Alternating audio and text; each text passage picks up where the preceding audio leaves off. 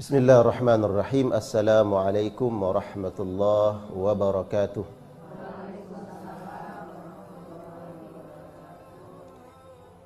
Alhamdulillah wa syukurillah. Puji syukur kepada Allah Subhanahu wa taala yang senantiasa mencurahkan berbagai macam bentuk nikmat karunia kepada kita. Di dalam surat Al-Fajr yang tadi Allah Subhanahu wa taala mengawali dengan wal fajr, di situ ada kalimat yaqulu ya laitani qaddamtu li hayati. Di dalam surah Al-Fajr yaqulu ya laitani qaddamtu li hayati. Ada orang-orang yang menyesal nanti di akhirat. Yaqul, dia mengatakan ya laitani qaddamtu li hayati. Ya Allah, seandainya, kata laita, seandainya, enggak mungkin terjadi. Itu hanya penyesalan yang tidak ada gunanya di akhirat nanti. Ya laitani qaddamtu li hayati.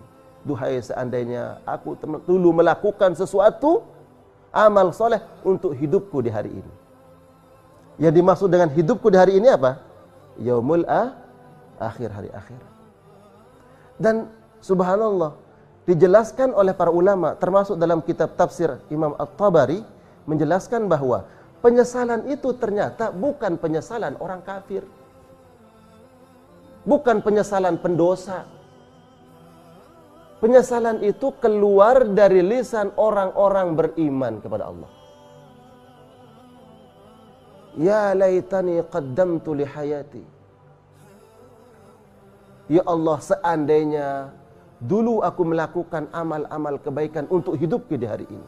Cek di tafsir At-Tabari. Ternyata itu penyesalan orang beriman. Kenapa menyesal? Karena semua orang nanti di akhirat akan menyesal. Menyesal semuanya.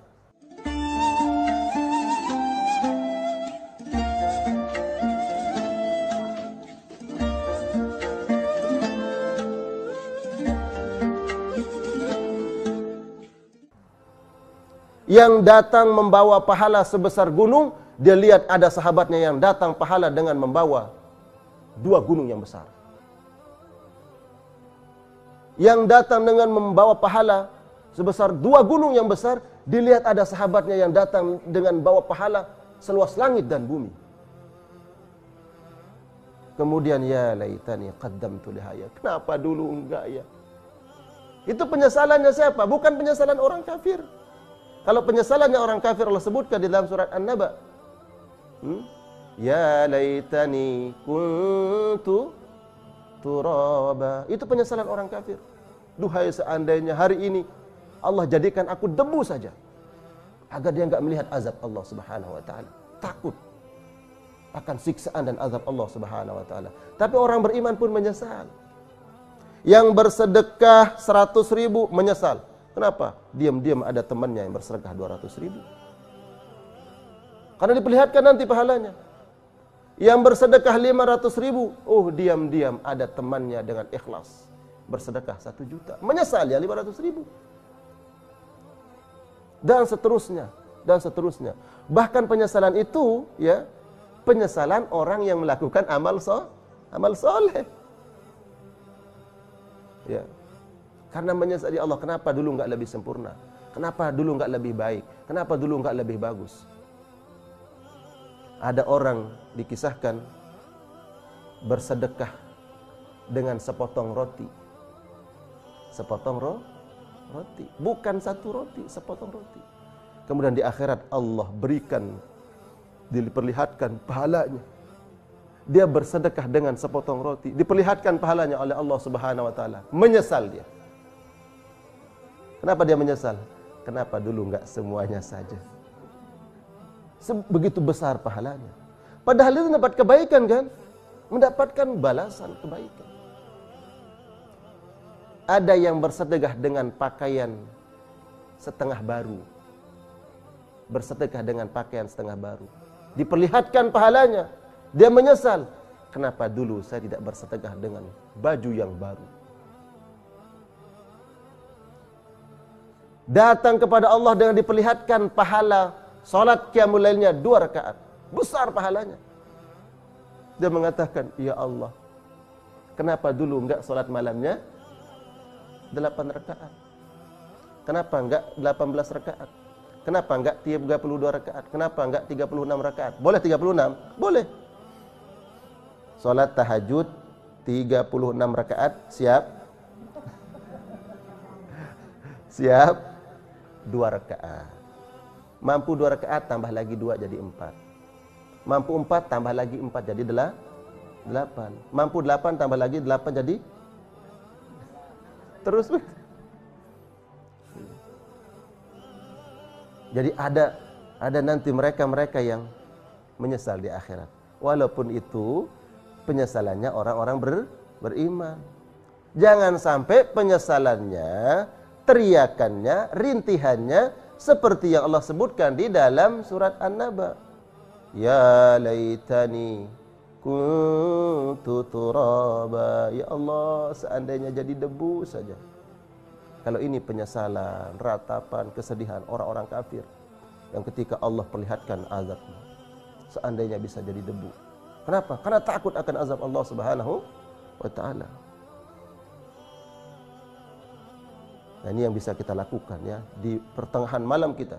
Kita salat qiyamul lail, salat malam. Masya Allah. Wa minal laili fatahajjad bihi nafilatan lak. Asa, lanjutkan. Ayyab'atsaka rabbuka maqaman mahmuda. Ini memang perintah kepada Nabi. Perintah kepada Nabi itu juga perintah kepada umatnya. Sebagian malam itu hendaknya coba fatahajjad. Tahajjud itu kalau kita terjemahkan ke bahasa kita apa? Tahajjud, berarti munajat. Ya, kita terjemahkan munajat, agak mirip bahasanya. Bermunajatlah di malam itu. Tahajjud. Bangunlah kamu salat tahajud, salat malam. Sebagai nafilatan lak, sebagai amal ibadah yang sunnah, tambahan bagimu. Apa sebab? Asa ayyab'atsaka rabbuka maqaman mahmuda. Dengan itu Allah akan mengangkat derajat. Allah. Dengan amal ibadah salat malam Allah angkat derajat kemuliaan. Bangga enggak kira-kira nanti kita tiba-tiba diberikan duduk oleh Allah dengan manusia-manusia mulia yang dimuliakan oleh Allah? Bangga enggak kira-kira? Ya Allah, dipanggil, mana mereka-mereka ahli tahajud, sebut namanya satu persatu. Ada Bunda Yanti, Masya Allah, keren sebut namanya. Ya kan? Bunda semuanya disebut. Ya kan? Kalau saja orang itu senang ketika Pak Presiden menyebut namanya. Ya, mana Ibu disebut namanya. Kira-kira bangga enggak? Senang enggak? Senang. Apalagi itu yang menyebut Allah Subhanahu wa ta'ala di hadapan malaikat-malaikatnya. Diangkat derajat. Asa ayyab'atsaka rabbuka maqaman mahmuda, di tempat yang terpuji. Tempat yang terpuji di mana? Minan nabiyyin. Itu tempat yang terpuji. Was-siddiqin, wasyuhada, iwas salihin. Ini adalah tempat-tempat yang terpuji. Ya. Singgasana yang Allah berikan kepada mereka dan nabiyin, para nabi. Mungkin enggak kita derajat para nabi? Enggak mungkin. Selesai kenabian. Wasyuhada, orang-orang syuhada. Syuhada, orang-orang yang mati syahid di jalan Allah, membela agama Allah. Ada darah kita. Kayaknya medannya enggak ada, waktunya enggak ada, yang memerintahkan juga enggak ada. Enggak terbuka untuk kita. Ya. Siddiqin, as-siddiq, orang-orang jujur. Was-salihin, dan orang-orang soleh. Kita level inilah. Orang-orang soleh. Makanya kemudian orang-orang soleh itu suaminya sholat di masjid.